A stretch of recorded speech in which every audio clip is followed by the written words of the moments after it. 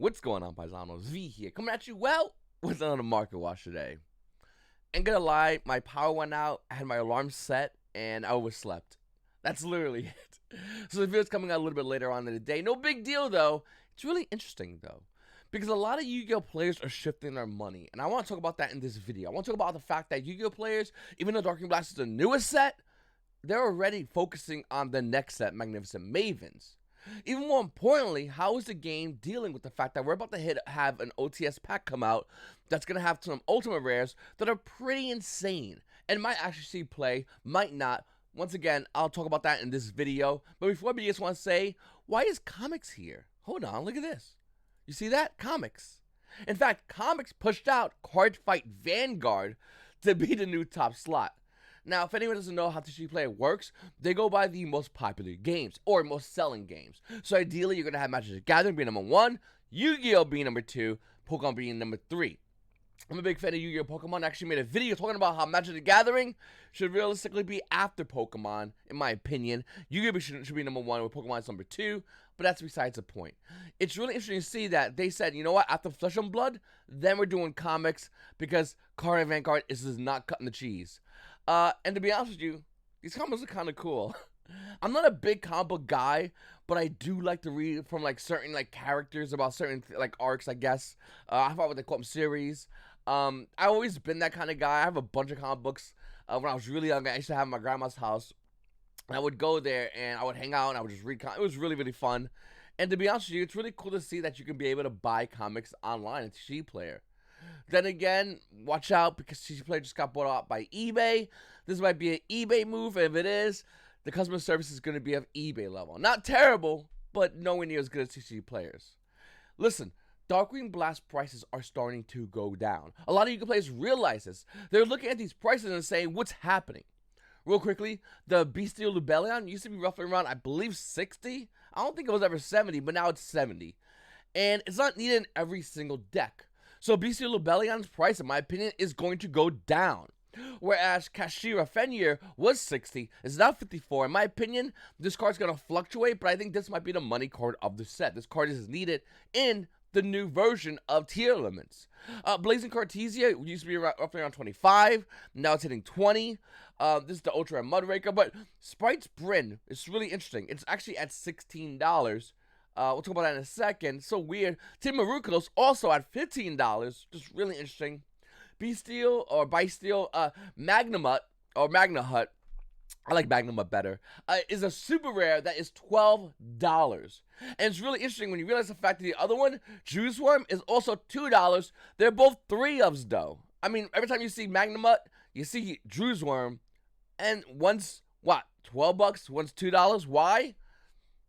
There's a rumor, and it's only a rumor, that there was a short print of a super rare, and that's why Magnamut is the high price. That's why it is. Once again, we have nothing, no confirmation, no anything that this is actually true. But hey, rumors will change the value in the market. Rumors will push the market to do some crazy things. Once again, looking at Magnificent Mavens, you can see that the highest priced card is Box of Soldier Chaos at $26. Where after that, you have Skystriker Linkage, the new Engage, being roughly around $25. Nowhere near as Apollo, but just as important for the deck. Then you have other cards like Evenly Match, Lightning Restrict, Great Creeper's Trap, Lightning Storm. Lightning Storm at $15, by the way, kind of wild. We also have a bunch of other cards in this set. This set is looking like a banger of a set. And I think YuGiOh players are slowly taking their money and refocusing. We talked about this actually about a week ago when I said Darkwing Blast is not going to hold good value in the short term because of the release of Magnificent Mavens, and now we're starting to see it. And I do predict that as time goes on, we're going to see a shift towards Magnificent Maven prices slowly increasing, not because the cards are good or bad. It doesn't matter. It's because YuGiOh players are buying up those cards, which is obviously increasing the market on those cards. I do want to say this though. For Darkwing Blast, I do think we're going to see a return, which is really rare, on the value of some of these cards in Darkwing Blast. They're not done yet, but they will be going down as Magnificent Maven slowly right now, but eventually starts going up. And that's because YuGiOh players are grabbing all those cards that they need. Whether it's a casual player that's like, fine, I'll finally buy Evenly Matches. 22 is a pretty good price. Or Lights are at $15. That's a steal. The card used to be $120. from that casual player to the competitive player that's just trying to finish off all the staple cards in their collection. Staple cards are becoming a lot harder to get for Yu-Gi-Oh players, and they don't even realize the fact that Darkwing Blast has a new staple card, and that's Fenrir. This is going to be a staple card for a lot of Yu-Gi-Oh players. Now, is it worth $54? No. The price is going down as Mavens is going up, but keep an eye on that card. Looking at Tearlaments Collider Heart, which came out of Powder Elements, it's a one-of. And this card's price tanked. It had a quick spike to $28, and the current price point of the card is at $4. So I think, looking at this card, we kind of can see where Tearlament Rukalos is going. Yes, Rukalos probably sees more play, but how many Rukalos are needed in your extra deck? 1. How many Collider Heart you need in extra deck? 1. So, since they're both secret rares and they're both 1s, I will see Rukalos going down. And the nail in the coffin is the fact that there's a Starlight version at $295, which is, I mean, it looks nice, but is it going to maintain that price? More importantly, is it going to maintain the price point of the secret rare? Of course not. One thing, going over at Runick, I just want to say even their price is starting to go down a little bit in value. I think Yu-Gi-Oh players that are playing Runick, the cat's out of the bag of what they do. A lot of cards already well known now. Where these people used to go was Flashing Fire, or Freezing Curse, or Destruction do. That's no longer the case. And I think a lot of Yu-Gi-Oh players that have Runick kind of already own it. Nobody's really buying into it. Runick Fountain's at $13. Tit, which used to be $35, is now $29. Hugin, though, I will say, is still at roughly around $18 a copy. So there is some value, but not realistically long-term value. I'm continually to predict that Runick will eventually become the anti-meta deck. I hope they don't. I want to play them. I own the core. I want to play in other stuff. But it looks to be an anti-meta deck. And it's slowly, can you see it? Evolving or devolving, how you look at it, into anti-meta, and that's where it's going to be sitting in the near future. Looking at Spright Blue, this card can't stop maintaining low value. I mean, it fights to go up, goes back down. Fights to go up, goes back down. Tries to stabilize, fights to go up, goes back down. The story of Spright Blue is a sad one, and of course, it has to be blue. But of course, it's one that's always going to end in it losing in the market. Now, looking at Spright Blue, obviously the current price point is roughly around $47, which isn't terrible, being the fact that the card price over the weekend was $50. So it's not terrible, but it's not good. We don't hate it being at $47, but it's not going up in value. And if you own Spright Blues and maybe want to consider selling them, you're going to be selling them at a loss every single time. Primeval Plan Paralina, with the release of Magnificent Mavens, is finally starting to go down. We did it. Not really. Looking at Primeval Plan Paralino, this card's price is roughly around $80. I mean, it's a bunch of listings, by the way. They're all $80. So, are we really doing it? No. You see, my issue with Tearlaments, and I actually have a video coming out soon talking about this, and it'll be a separate video. I did a moto vlog. I'm not sure if I'm going to upload it or not. I got to see if I could edit. I got to have time to make time to edit it. Well, my issue with all this is the fact that decks like Tearlaments are very expensive. You're going to need 3 Primeval Planet Paralinos out of Power to Elements, and then you're going to take your ass over to Darkwing Blast, buy some of those cards, and then you're not even done yet. Yo, get that wallet back off the ground, take it over to Mavens, and buy more cards. Are you done yet? For now. Well, how long will this deck last? We don't know. I mean, we're going to be having a ban list come out eventually. And on that ban list, we have to ask the hard question, Tearlament players who spent their wallet on Tearlaments. Are you going to get hit? After getting banged by Konami for 3 sets, are you going to get hit in the ban list? Well, let's see. Is Tearlaments one of the most dominant decks in the game? Check. Do Tearlaments have a lot of cards that can be hit at this point? Check.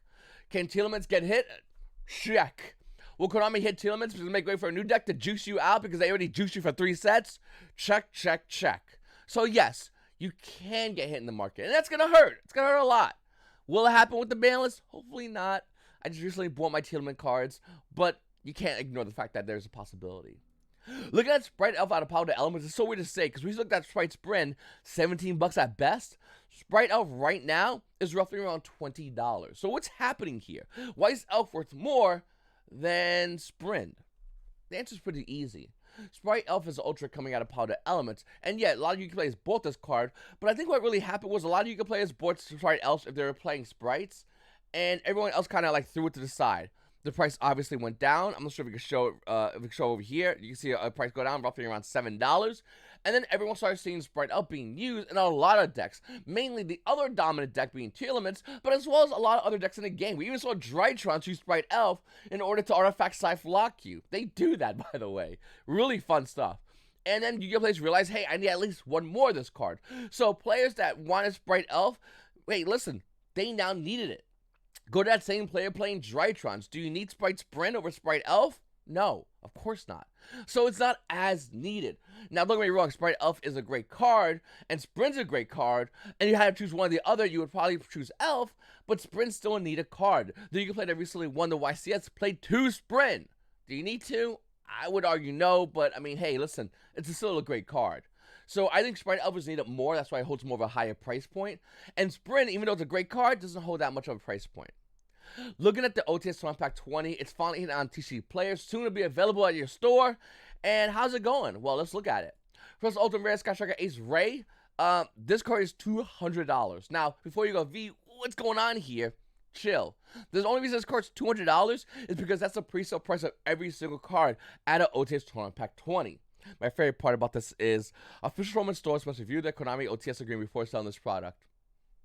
Gotcha. It's like every OTS store reads that and they go, that's literally like just like jaywalking law. I'm just gonna do it. Like nobody, I don't know if anyone ever got in trouble for jaywalking, but this is the equivalent of like that little tab on your bed that says it's illegal to remove these federally, and everyone sees that and goes, who cares? Come on through, cops on my property. It's just so weird to see this happen. Anyway, look at Sky Striker Race at OTS Tournament Pack 20. Obviously, it's a very expensive card. It's going to maintain a high price point. That's because, besides the fact that it could be meta relevant, probably not, but could be, hopefully. I don't know, man. I would like it to be. Sky Striker Ace Ray is still a waifu. Konami's not done milking the teat of strikers. They know with the release of Magnificent Mavens, striker players are going to want to come back in. With the release of Magnificent Mavens, YuGiOh players that don't play strikers now have a chance to buy strikers at a lower price point, so they're going to come in. The newest, bestest waifu ever, 18-year-old Ray, just had her 18th birthday. Not that 13-year-old crap you sick monsters like to talk about. Maybe it was in the magazine. I don't even care. I don't acknowledge that. In America, she's 18. Congratulations, Ray. Happy birthday. She's going to card that everyone's going to want to hold. Not many YuGiOh players are going to be getting rid of Sky Striker Ace Ray, and if it happens, I think, which inevitably will happen, the price will go down, but immediately in the short term, it's going to go up. Once again, congratulations on your 18th birthday, Ray. It happened yesterday.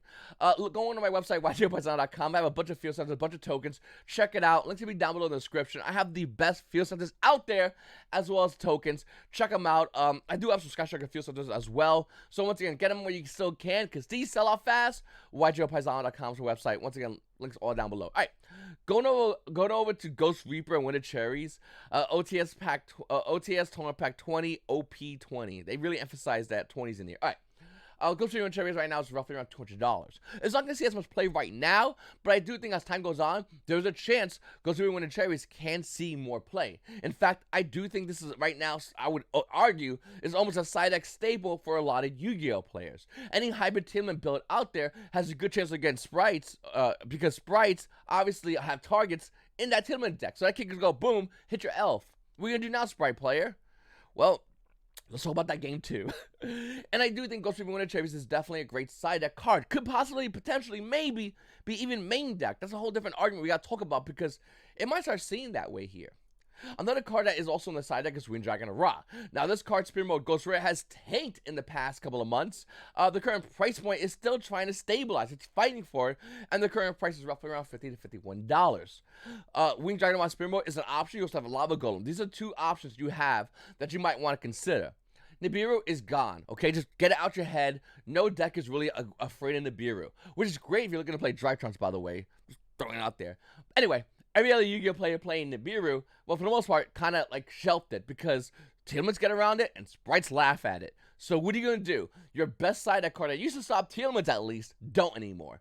What's going to happen? Well, you're going to need cards like Winged Dragon of Ra Spear Mode, or you're going to need cards like Lava Golem. These cards will be able to stop your opponent, at least break their board, so you can start making your board. Yes, you can use Forbidden Droplet. And yes, Darkwing Blast is always an option, but these cards actually give you an advantage. They give you a chance to actually get into that battle phase. They give you a chance to do something and have value in your hand. One card breaks your opponent's board, and then everything else goes through, just like Nibiru used to do. And Spear Mode and Lava Golem are these cards that you might want to consider picking up if you don't have them already. We also have rescue animals. Now, this has nothing to do with anything in the market in the meta. So if you're a meta Yu-Gi-Oh player, you're probably like, V, what the hell? I'll have one more piece of cake for you, meta player. You wait right there, okay? You sit down right there. We're talking about the rescue animals. Me personally, I'm a big fan of animals. I love all these kind of animals, and I almost had all of them. I had a hamster. Look at a rescue hamster. Got a new challenges being roughly around 20 cents. They're dirt cheap. Is it worth it? I would argue this card was at best a tech card for Yu-Gi-Oh players playing Pendulums a long time ago. Look at the other animal, Rescue Cat. Alright. Looking at Rescue Cat of Duel Saga, it's roughly around $5 to $10. Weird fluctuation, but it's also from Duel Saga Ultra Rares, which hold good value, by the way.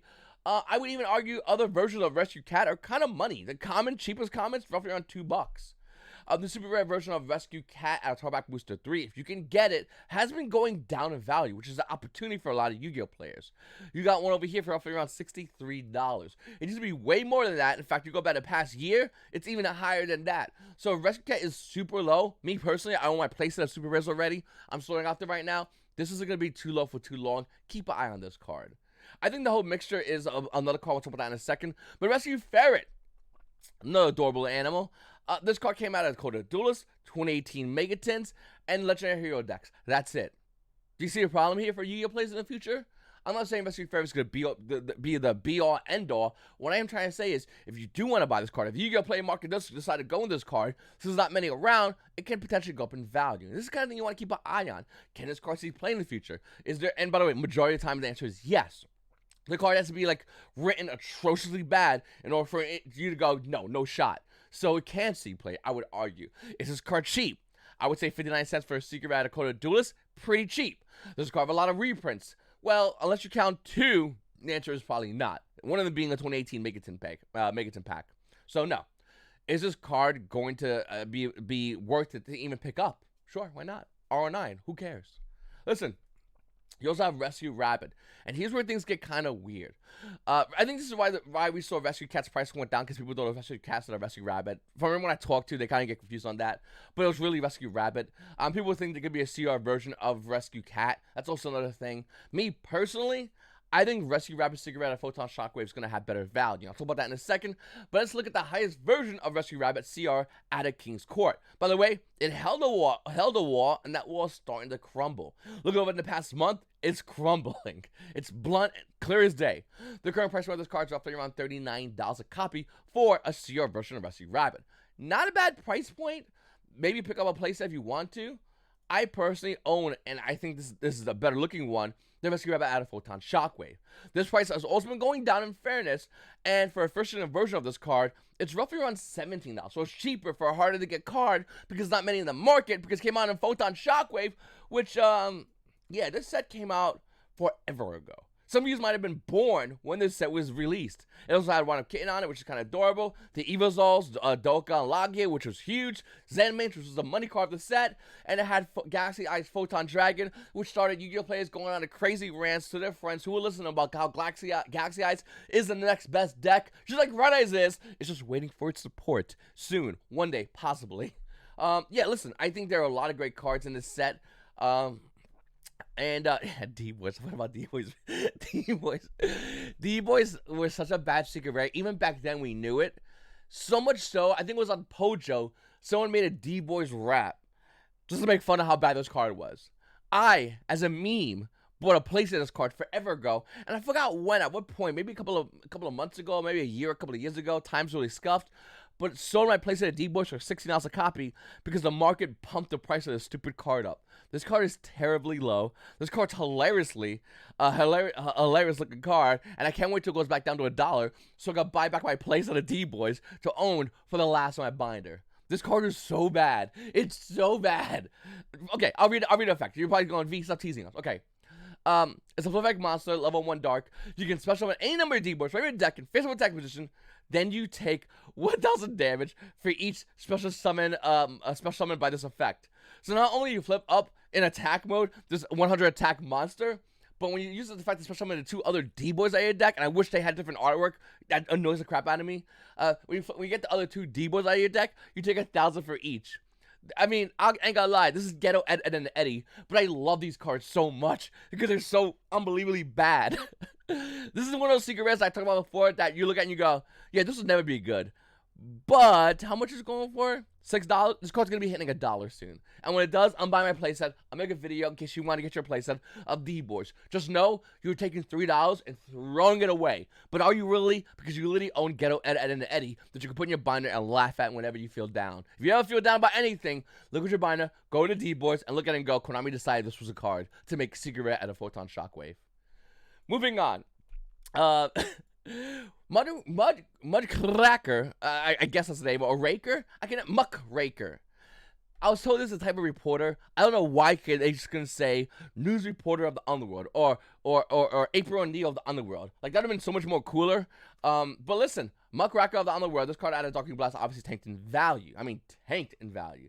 The Ultra Rare, which is the highest rated version, is roughly around $15. The Secret Rare, I just got mine in. It was actually a couple of bucks. Let me see. Did it go up in value? I think the Secret Rare did go up in value. I think.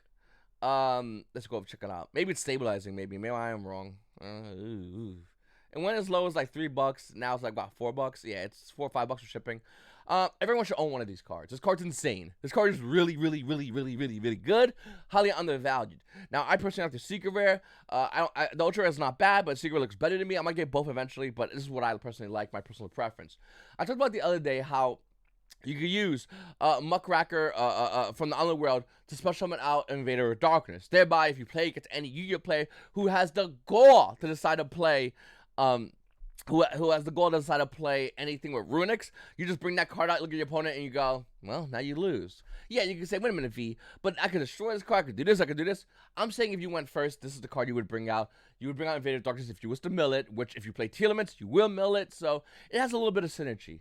Another card that I really like that Muckracker could use is going to be Chaos Hunter. This card is rising in value. By the way, did you know it was rising in value? We talked about it constantly. This card says that Summer Ragnarok Secret Rare, when your opponent special summons a monster, you can discard one card, special summon this card from your hand. Your opponent cannot remove cards from play. That's it. That's pretty good. And depending on the deck you play, that's really good. For a lot of your players, Chaos Hunter actually might start seeing, might be, especially when Magnificent Mavens coming out, might be looking like a hand trap you're going to want to see. Especially your opponent's playing buy steals, you have Chaos Hunter, well, that's going to make their life infinitely more harder, isn't it? Wouldn't we agree on that? Sure. So, would Chaos Hunter be the new hand trap? It's a hand trap that allows you to pitch, so that's really good for certain decks. It's a hand trap that's really good to stop your opponent from banishing. And most importantly, it's a fiend monster that you can special summon out with Muckracker of the Underworld. I'm calling reporter for Underworld now, from this point on. Screw it, Konami. Stop with your goofy names. It's so much more cooler. April O'Neil of the Underworld over here definitely has the ability to special summon. You can also discard a card to special summon it. It does lock you in, by the way, two fiend monsters. Maybe there's an extra play around about that, but I was thinking how cool it is to not only use Chaos Hunter to special summon to lock your opponent out, bringing a monster on board, but how also cool it is how you could, if it is in the graveyard, Chaos Hunter, you can bring it back. So once again, I think Chaos Hunter is a phenomenal card. Obviously, I want to place that Secret Rare. Did it get a reprint as a CR? Let's see. I always keep thinking, is it a CR reprint? Magnificent Mavens also has a $7 Ultra Rare. What the hell's wrong with it? $7? What? You probably already have it. You have the structure deck, Sacred Beast. There's a bunch of other printing. $7 Ultra. That's a little bit. Just pre-sale prices. Okay, pre-sale prices. This card's going down. But yeah, you have Secret Rare versions of Chaos Hunter. It's obviously. By the way, Secret Rare versions of Chaos Hunter, for anyone just wanting to know, the Unlimited is kind of stabilized, and you can, let's see, we'll just go like this. The Unlimited version of Chaos Hunters are roughly around $38. Yeah, they don't buy 1,000 sales. Oh, sure you do, buddy. 0%. Sure. It's roughly around $38. If you want a version of this card, that's going to cost you a lot more money.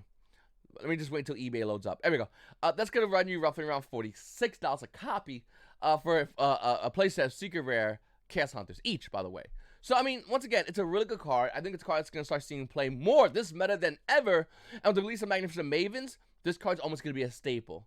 Anyway, Paisans, I really appreciate you guys checking my videos out. Hit the subscribe button, hit the like button, comment down below. Hopefully our power doesn't go out. It's your boy V, and you Paisans, have a great day.